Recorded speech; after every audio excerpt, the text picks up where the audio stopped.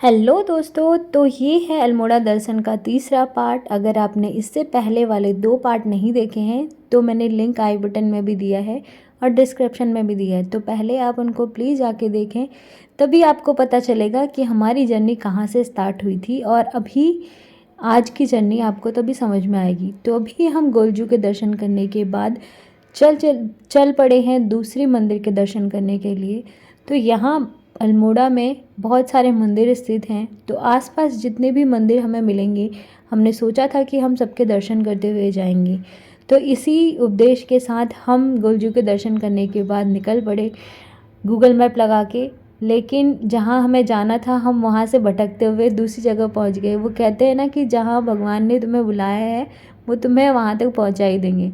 तो हम जा रहे थे माता जी के दर्शन करने के लिए, लेकिन रास्ते में मंदिर दिखा भी और मेरे साथी के बीच में कम्युनिकेशन गैप होने की वजह से मैंने सोचा कि शायद वो कहीं और दूसरे रास्ते से हमें ले जाने वाले हैं, और उन्होंने देखा ही नहीं कि बोर्ड लगा हुआ है मंदिर का। तो फिर इसी कम्युनिकेशन गैप के चलते चलते हम पहुंच गए डाना गोलजू के वहाँ, जहाँ की मुझे पर्सनली जाना था। मतलब मैंने उनके बारे में बहुत सारा पढ़ा था, बहुत सारी सर्च करी थी जब हमारे घर में उनकी पूजा हुई थी और जब उनका मंदिर बना था हमारे गांव में, तब उनके बारे में मैंने गूगल से बहुत सारी चीज़ें पढ़ी हैं। बुक में तो उनके बारे में इतनी ज़्यादा डीप नॉलेज नहीं है, गूगल में भी जितनी थोड़ी बहुत मिली मुझे, तो उसके बेस पे मुझे पता था कि अल्मोड़ा में एकमात्र मंदिर है जो कि उनके लिए बहुत ज़्यादा प्रसिद्ध है, क्योंकि मान्यता है कि उनको किसी ने मरवा दिया था वहाँ पे 2 पत्थरों के बीच में, जो कि उनके दुश्मन थे।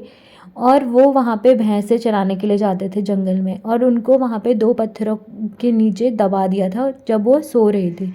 तो उसके बाद गुरु गोरखनाथ जी, जो कि भगवान शिव के ही एक अंश हैं, और जो भगवान कल्याण बिष्ट जी हैं वो भी भगवान शिव के ही एक अंश हैं। तो दोनों उन्हीं के अंश हैं। तो गुरु गोरखनाथ जी ने उनको अपनी शक्तियों से और अपनी विद्या से पुनर्जीवित किया, या कह सकते हैं कि भगवान की शक्तियाँ थी वो उनको याद दिलाई। तो उसके बाद वो फिर जीवित हो गए, और जहाँ पे उनके साथ ये इंसिडेंट्स हुआ वहाँ पे मंदिर बनाया गया, जो कि डाना गोलू और कल्याण सिंह बिष्ट जी के मंदिर के नाम से जाना जाता है। और ये भगवान जी हमारे घर में पूजे जाते हैं। मतलब मुख्य रूप से हमारे परिवार में जो भी हमारे परिवार से रिलेटेड है उन सबको ये पता है कि हमारे घर में, मतलब हमारे परिवार में 2 भगवान पूजे जाते हैं। एक तो हैं गोलजू, जिनके दर्शन मैंने पिछले वीडियो में आपको कराए थे, और दूसरे हैं कल्याण बिष्ट जी, जो कि अल्मोड़ा में, मतलब मेन अल्मोड़ा में, जिनको डाना गोलू करके पुकारा जाता है और पहचाना जाता है। हमारे वहाँ वो कलबिष्ट जी और कल्याण सिंह बिष्ट जी के नाम से प्रसिद्ध हैं।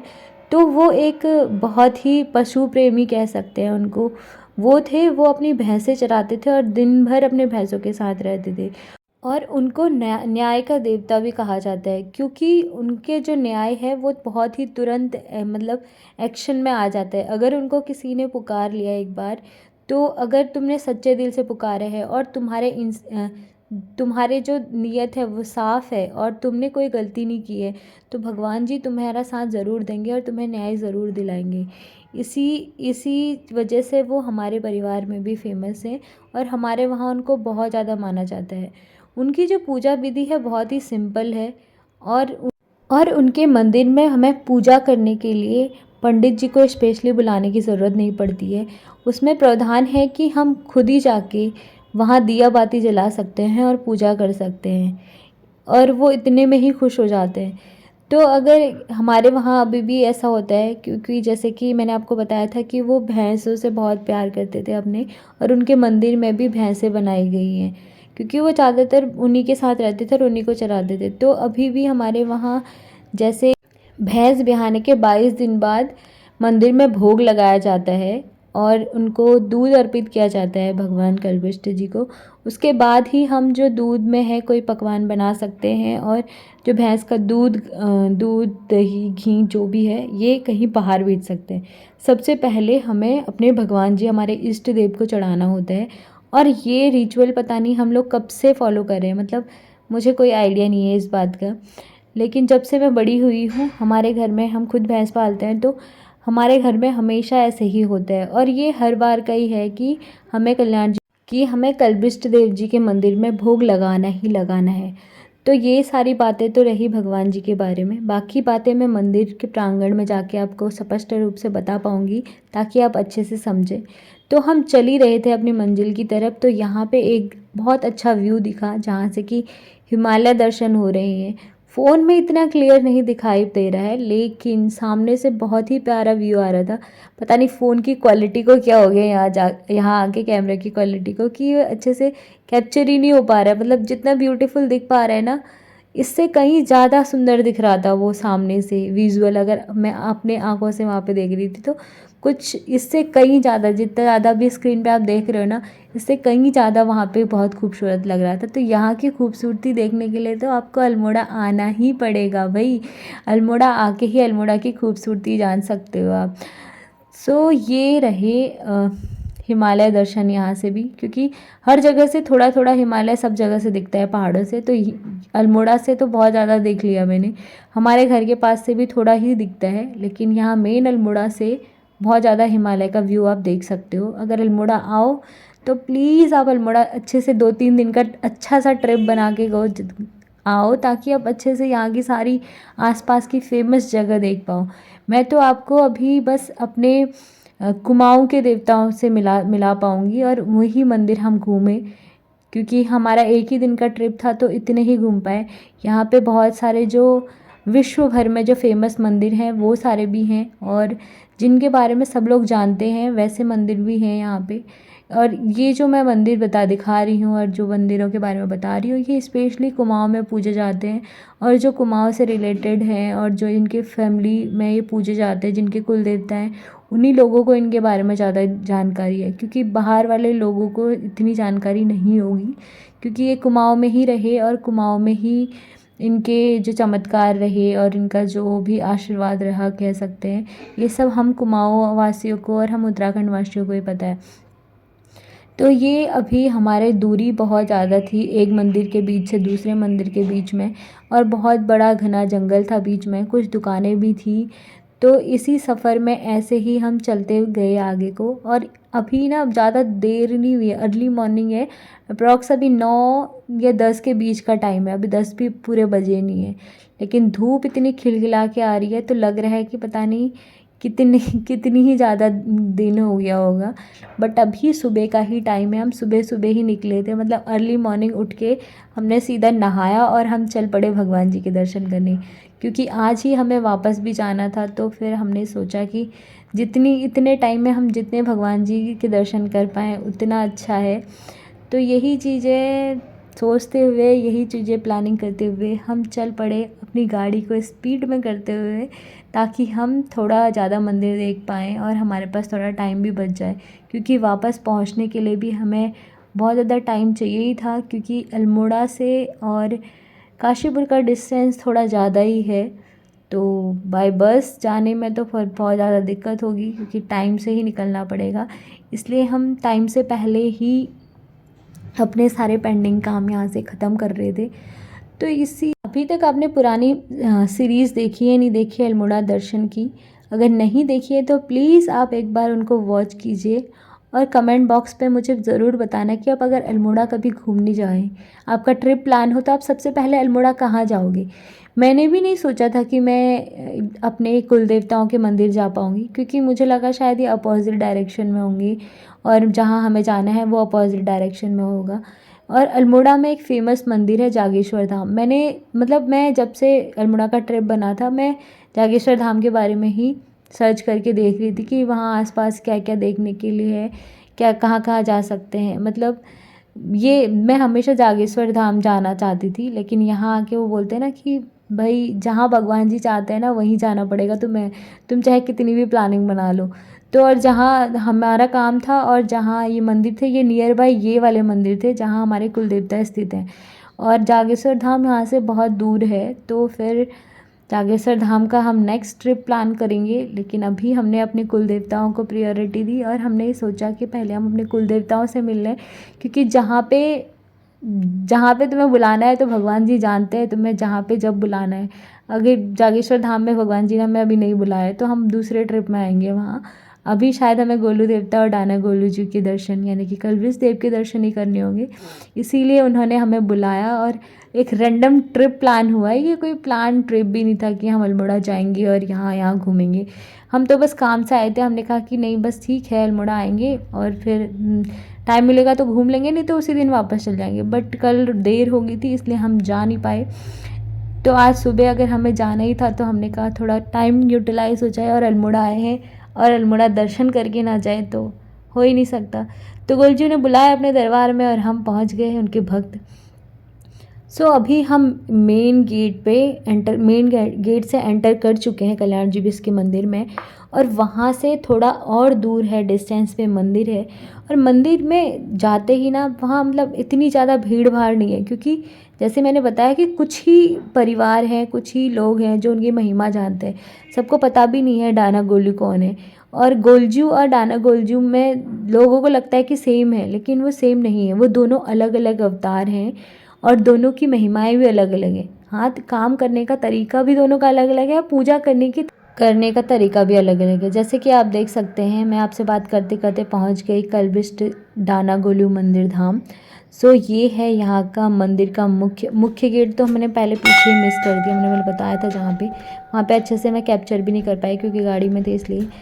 और ये रहा यहाँ के गेट हैं, मंदिर अंदर है।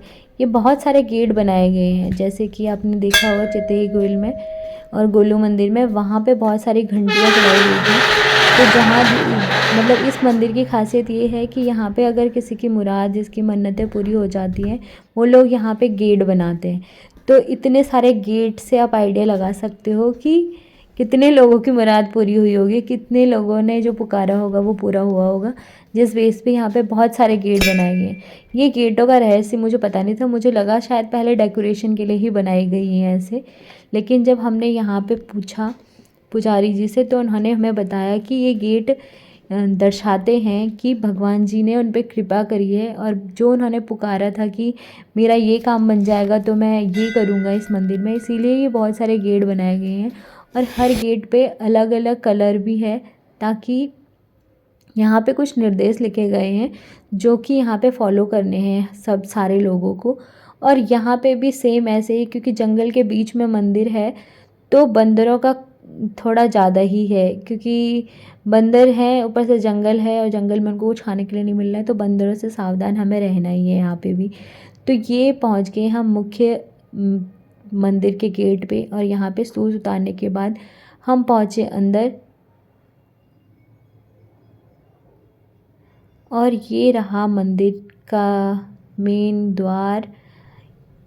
मंदिर में दर्शन करने के बाद मैं इसके मंदिर के बैक साइड को आ गई। मैं फ्रंट से भगवान जी के तस्वीर नहीं लेना चाहती थी, मुझे मंदिर का ब्लॉग बनाना पसंद ही नहीं है। ये तो मैंने बस अपने घर वालों को दिखाने के लिए वीडियो बनाई थी, लेकिन फिर मैंने सोचा कि मैं ब्लॉग बना लेती हूँ और इसीलिए सारे वीडियो में मैंने वॉइस ओवर ही की है। और जो मेन मंदिर है उसकी मैंने तस्वीर नहीं ली, क्योंकि मैं नहीं चाहती थी कि मैं उसकी तस्वीर लूँ। और ये सब मुझे पता नहीं क्यों मुझे वहाँ जाके खुद ही मन नहीं करता है मंदिर में जाके कि मैं कोई तस्वीर लूँ मंदिर की। जो बाहर से जितना मंदिर का प्रांगण था मैंने वही दिखाया। और जो मेन मंदिर है, मंदिर में जैसे कि मैंने बताया कि 2 पत्थरों के बीच में उनको दबा दिया गया था जबकि वो विश्राम कर रहे थे, सो रहे थे जंगल में। तो उसके बाद वो वहीं पे दोबारा जीवित हुए और वैसे ही जहाँ पे वो जीवित हुए हैं वहीं पे उनका मंदिर बना के वहीं पे पूजे जाते हैं। जैसे कि आप यहाँ से देख सकते हैं भैंस भी हैं मंदिर के सामने ही, भैंसों की तस्वीर मतलब भैंसों का स्टैचू भी बनाया गया है, 4-5 भैंस बनाए गए हैं वहाँ पे, ताकि ये चीज़ दर्शाती है कि भगवान जी कितना लगाव रखते थे जानवरों से। सो भगवान जी के दर्शन करने के बाद हम चले एक दूसरे मंदिर की तलाश में कि यहाँ पे नियर बाई दूसरा मंदिर भी है, लेकिन वो कहते हैं ना कि पहले डाना गोलू जी बुला रहे थे हमें अपने दर्शन करने के लिए, तो पहले हम वहाँ पहुँच गए। अब हम जा रहे हैं माता रानी के मंदिर। यहाँ आसपास में 4 ही मंदिर थे, तो इसके बाद वाला वीडियो माता रानी के मंदिर का ही आने वाला है, आप उसे ज़रूर देखें। तो अभी दर्शन करके हमें जाना है माता रानी के मंदिर। और ये रहा अल्मोड़ा का सुंदर सा नज़ारा जो कि आप इस वीडियो के थ्रू देख सकते हैं। और फिर एक बार मैं यही कहूँगी कि प्लीज़ आप कभी अल्मोड़ा आए तो प्लीज़ 3-4 दिन का ट्रिप ज़रूर बनाएं। मैंने ये सारी जगह ना एक ही दिन में और विदिन 3 या 4 आवर्स में देख डाली। तो मैं ज़्यादा इन वादियों का लुत्फ़ नहीं उठा पाई क्योंकि मेरे पास ज़्यादा टाइम ही नहीं था। तो आप जब भी आएँ तो अच्छा खासा टाइम लेके आएँ ताकि आप यहाँ सुकून के कुछ पल बिता पाओ हिमालय के दर्शन करते हुए, भगवान जी का आशीर्वाद लेते हुए। सो यही अपील रहेगी मुझे, जब भी आप पहाड़ों में आओ तो पहले तो आप अच्छे से टाइम लेके आना, और दूसरा अगर कभी पहाड़ में आते भी हो तो यहाँ जो भी अपने अच्छी चीज़ें हैं, आप अच्छी चीज़ें यहाँ से लेके जा रहे हो तो अपना कचरा यहाँ डाल के मत जाना। क्योंकि लोग क्या करते हैं, उत्तराखंड में घूमने आते हैं और उत्तराखंड को गंदा करके चले जाते हैं। तो जो कोई भी उत्तराखंड वाले हैं या फिर बाहर स्टेट वाले हैं, जो भी कहीं नई जगह में जा रहे हैं घूमने के लिए, क्योंकि मैं भी मेन अल्मोड़ा की नहीं हूँ, अल्मोड़ा डिस्ट्रिक्ट की हूँ, बट मेरा गांव कहीं और है, तो मैं भी अल्मोड़ा आई हूँ। इसका मतलब ये नहीं कि मैं अल्मोड़ा को गंदा करके जाऊँ। मैं अपना कचरा अपने बैग में हमेशा रख के आती हूँ। मैंने कुछ खाया तो मेरे पॉकेट में ही रहता है, साइड पॉकेट में रख देती हूँ मैं बैग के, ताकि मुझे जहाँ पर डस्टबिन दिखे मैं वहाँ पे फेंकूँ। और ये हमारी अकेली एक बंदे की रिस्पॉन्सिबिलिटी नहीं है कि हम अपने इन्वायरमेंट को साफ़ सुथरा रखें। अगर सब लोग अपनी अपनी ज़िम्मेदारी लेंगे तो हमारा इन्वायरमेंट कभी गंदा ही नहीं होगा। तो आप कहीं पे भी न्यू प्लेसेस में घूमने जाएं तो प्लीज़ वहाँ पे अपनी अच्छी चीज़ें दर्शाएं और अपने अच्छे आदर्श दर्शाएं, ताकि वहाँ के लोग, वहाँ की जगह, वहाँ की भूमि आपको याद करे कि हाँ यार कोई आया था। यही नहीं कि बोलेंगे कि हाँ यार कोई आया था और गंदगी मचा के चला गया। तो जो भी अपना कचरा लेके जाते हो ना आप, खाने पीने का, जो भी बोटल्स, चिप्स, कुरकुरे, ये सब सारे पैकेट्स जो भी आप खाते हो, जो कि वेस्टेज बचता है, फ्रूट्स के वेस्टेज बचते हैं तो जंगल में फेंक सकते हैं, क्योंकि वो डीजनरेट हो जाते हैं। उनको सड़ाने गलने में ज़्यादा टाइम नहीं लगता है, वो अपने आप खाद बन के ऑब्ज़र्व कर लेगी धरती माता। लेकिन अगर आप ऐसे प्लास्टिक और ऐसे चीज़ें रखते हो जिनको कि सालों साल, पता नहीं कितने साल लग जाते हैं प्लास्टिक को पूरा अच्छे से डिज़ोल्व होने में, तो ये तो इन्वायरमेंट फ्रेंडली नहीं है ना। तो इन सब चीज़ों का ख्याल प्लीज़ ज़रूर रखें आप। और मैं आपको दिल से इनवाइट कर रही हूँ कि आप अल्मोड़ा आएँ, उत्तराखंड आएँ और घूमें ज़रूर।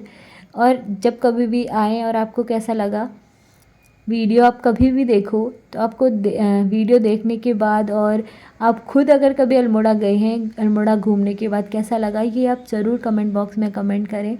आप मेरी वीडियो पे कमेंट करेंगे तो मुझे बहुत अच्छा लगेगा, और मैं उसका रिप्लाई भी हमेशा ही करती हूँ, क्योंकि अभी तो मैं फ्री हूँ और मैं मोस्टली सारे कमेंट पढ़ के रिप्लाई करती ही हूँ।